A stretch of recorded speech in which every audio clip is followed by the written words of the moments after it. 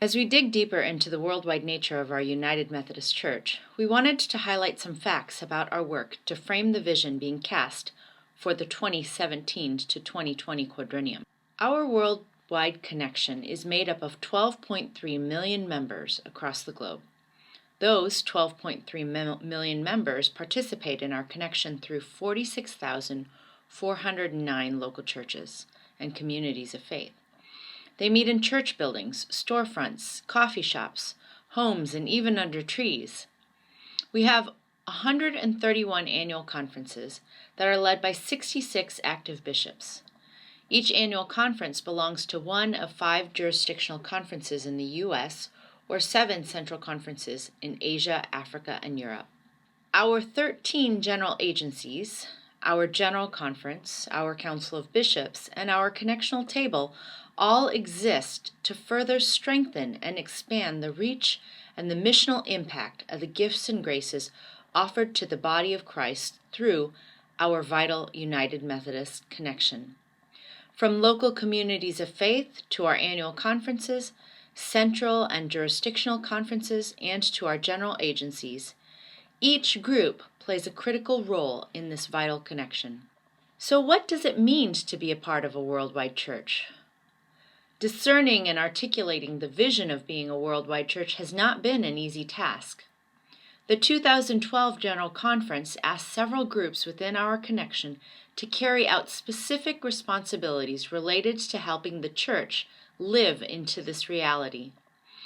As these groups began their work, they realized it would take time to listen carefully to one another and truly discern and articulate the needs of our global church.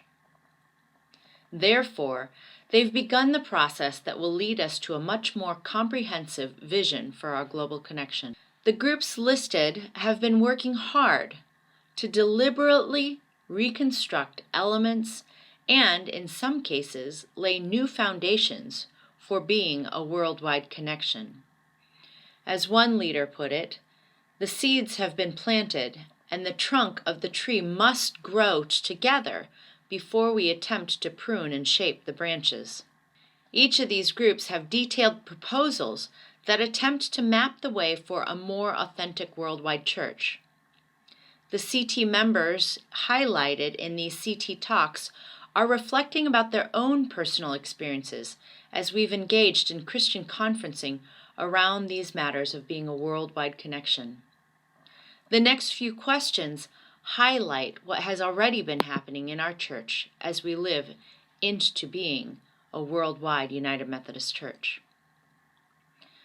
We invite you all to continue to pray for one another and pray for the delegates of General Conference 2016 as we collectively listened to our colleagues share the vision of our worldwide connection. Tell us a little bit about the changes that have already been happening in the jurisdictions and what have been the conversations around those changes. Well, I think the changes in the jurisdiction are much like the terms from my friends from Jamaica soon come.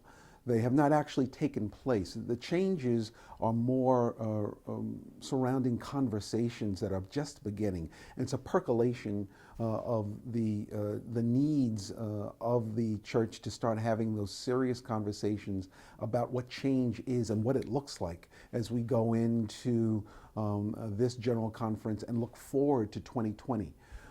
The conversations include what it is to be a real worldwide church, not in words, not in just conversation, but what it looks like, not from the 14,000-foot view, but what it looks like when we start to get down to the nitty-gritty.